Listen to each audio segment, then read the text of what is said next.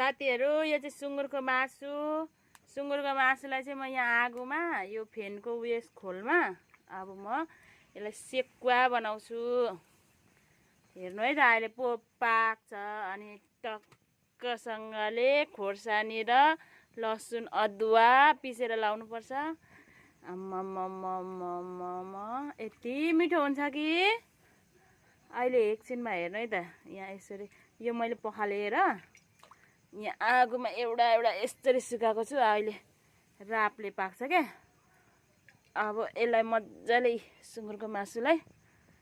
मासु चाहिँ मासु भन्दा नि पोलेकै मिठो हुन्छ यसलाई अब लसुन अदुवा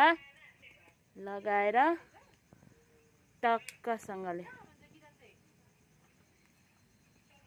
सुँगुरको मासुमा पल्किने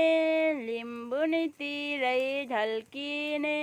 सुँगुरको मासुमा पल्किने च्वाचे पोल्दैछु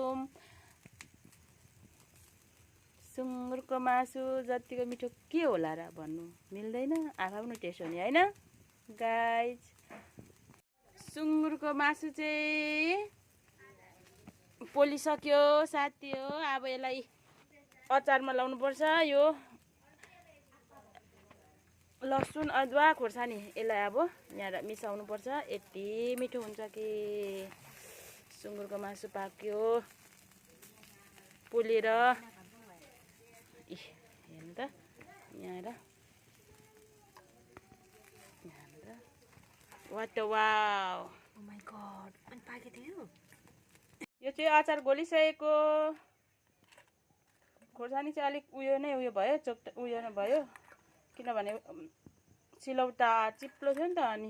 फेरि यस्तोमा अलिक मिन भन्दा यस्तै मिठो हुन्छ खोर्सानी त्यही भएर घोलिसकेको यहाँ नुन खोर्सानी अनि त्यसपछि अदुवा लसुन